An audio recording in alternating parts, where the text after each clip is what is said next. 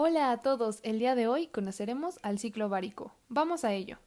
Todo comienza en nuestra cabeza. En nuestro cerebro tenemos al hipotálamo, en el cual se encuentra el núcleo arcuato y el núcleo preóptico. Ambos nos sintetizan y liberan a la GnRH, una hormona que estimula a las células gonadotropas de la hipófisis anterior para que nos liberen, a su vez, a la LH y la FSH, ambas hormonas muy importantes que viajan a nuestro sistema circulatorio hasta llegar a nuestro ovario. Aquí cumplirán muchísimas funciones, pero antes de llegar a esto, debemos saber que, durante el periodo prenatal, en la quinta semana de gestación, las células germinales primordiales procedentes del saco vitelino se transformarán en ovogonias.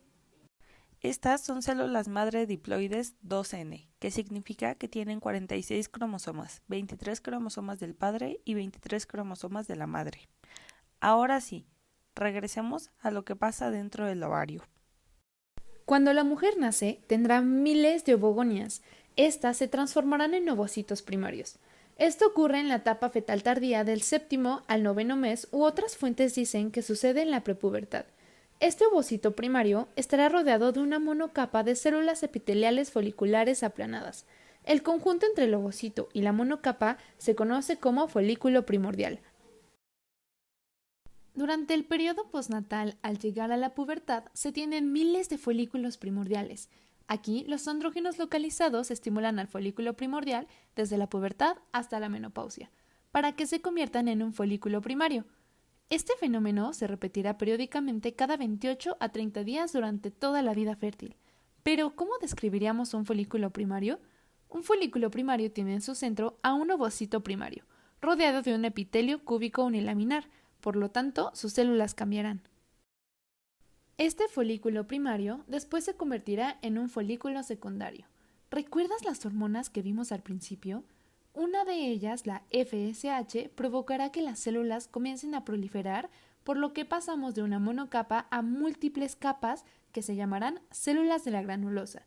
Además, la FSH nos produce una membrana de glicoproteínas alrededor de nuestro ovocito, llamado zona pelúcida.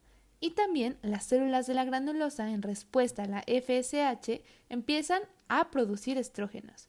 Pero, ¿y dónde entra la LH? Alrededor de las células de la granulosa tenemos a las células de la teca. Ambas están en contacto y la LH actúa sobre ellas. Aquí toma el colesterol y lo convierte en andrógenos. A continuación, estos andrógenos se mueven directamente hacia las células de la granulosa y finalmente se convierten en estrógenos. Este último paso estará estimulado por la FSH. Y como les mencioné, la FSH estimula la producción de estrógenos, pero necesita la LH para la producción de los andrógenos previos. Después, nuestro folículo secundario se transforma en un folículo secundario tardío, gracias a la LH y la FSH. Aquí, la LH ayudará a la producción de andrógenos y la FSH causa la proliferación nuevamente de las células de la granulosa y le dice a estas células que produzca un líquido folicular, que será rico en ácido hialurónico, y también hay producción de estrógenos. Ahora, este folículo secundario tardío se convertirá en un folículo terciario o también conocido como de Graaf. Aquí, la FSH sigue estimulando estas células de la granulosa para producir más y más líquido folicular, hasta que finalmente se forma una gran cavidad que se llamará antro. Pero ahora tendremos un ovocito secundario. Pero alto, ¿cómo es esto? ¿Qué pasó aquí? Tenemos una célula madre diploide con 46 cromosomas que se somete a la meiosis 1 y como resultado produce dos células hijas haploides con 23 cromosomas y luego esas dos se someterán a la meiosis 2 y producen cuatro células hijas haploides igual con 23 cromosomas. Una de las células haploides se convierte en lo que llamamos cuerpo polar y este sufre degradación al igual que sus células hijas. Las células diploides son los ovocitos primarios, por lo que están estancados en la meiosis 1. El ovocito primario estará presente en el folículo primordial, el folículo primario, el folículo secundario temprano y el folículo secundario tardío. Las células haploides son los ovocitos secundarios, que han terminado la meiosis 1, inician la meiosis 2, pero no la terminan, por lo que también quedan estancados aquí, y es el que está presente en el folículo terciario. Retomemos, así que, ¿cómo podemos describir a un folículo terciario?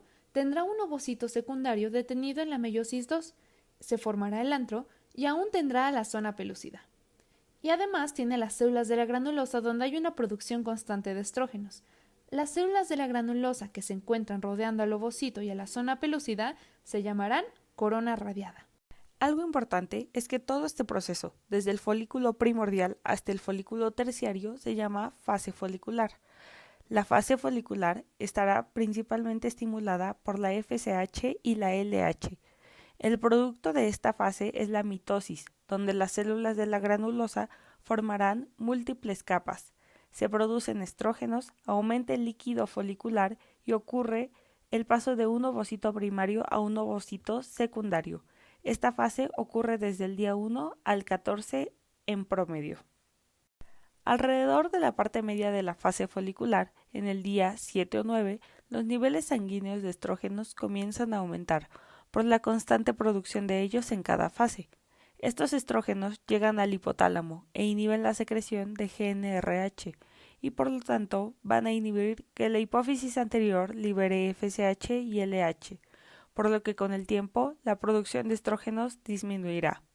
Este proceso se conoce como retroalimentación negativa. Con el tiempo, una vez bajos los estrógenos, alrededor del día 14, volverán a aumentar la producción de GnRH y por lo tanto de FSH y LH, por lo que esperamos que aumenten los estrógenos nuevamente, pero esto no será así, ya que el folículo terciario genera inhibina, la cual inhibe la producción de FSH, por lo que solo tendremos cantidades masivas de LH. El aumento de LH va a actuar en la transformación del folículo de Graf. Dentro de nuestro ovario tenemos vasos sanguíneos. Estos, gracias a la LH, van a aumentar su flujo y permeabilidad. Este aumento cerca del folículo terciario provoca aún más producción de líquido folicular, además de la activación de unas enzimas que son como tijeras y se llaman proteasas. Estas comenzarán a cortar alrededor de la corona radiada. Por lo tanto, el ovocito es expulsado hacia la trompa uterina y llegará al istmo donde será fecundado. Cuando nuestro ovocito secundario sale de nuestro folículo de Graf se llamará ovulación. Aquí las trompas uterinas ya saben lo que sucederá, por lo que sus fimbrias se vuelven muy rígidas y comienzan a raspar la superficie del ovario. Y cuando hacen esto se crea una pequeña corriente, así que empujan al ovocito hasta llegar al istmo para ser fecundado. Este proceso forma la fase ovulatoria alrededor de los días 14 a 15, que es desencadenada por el aumento de la LH. Pero, ¿qué pasó con los sobrantes del folículo terciario? Por último, ocurre la fase lútea. Después de salir nuestro ovocito secundario, la estructura que queda se llena de sangre y se llama cuerpo hemorrágico. Este paso estará estimulado por la LH, que también especializa las células sobrantes para acumular muchos lípidos y colesterol, lo que le da un color amarillento y se conocerá como cuerpo lúteo, que produce progesterona. Esto ocurre aproximadamente entre los días 15 a 28. Y esto es todo por parte del ciclo ovárico. Como un breve resumen, tenemos que recordar que tenemos la fase folicular, la fase ovulatoria y la fase lútea. En la fase folicular tendremos la liberación de estrógenos y estará principalmente estimulada por la FSH. En nuestra fase ovulatoria tendremos la liberación de nuestro ovocito hacia nuestra trompa uterina y estará estimulada por el pico de LH, al igual que la fase lútea, que es la última, en donde tendremos la liberación de progesterona. Al mismo tiempo ocurre el ciclo endometrial, que cuenta con la fase proliferativa y la fase secretora. La fase proliferativa dura del día 1 al 14 del ciclo menstrual y se caracteriza por la proliferación de vasos y mucosa del endometrio, inducido por los estrógenos que vienen del folículo. La fase menstrual dura del día 1 al 7. Se encuentra dentro de la fase proliferativa. Aquí comenzará la autodigestión enzimática, que combinada con la necrosis que causan las prostaglandinas, dará lugar al desprendimiento del endometrio. La fase secretora dura de los días 14 a 28. Aquí, la progesterona, que proviene del cuerpo lúteo, inhibirá los estrógenos y como consecuencia aumentará la mitosis del endometrio, que prolifera y se dematiza para alojar al embrión. Y eso es todo. Hasta la próxima.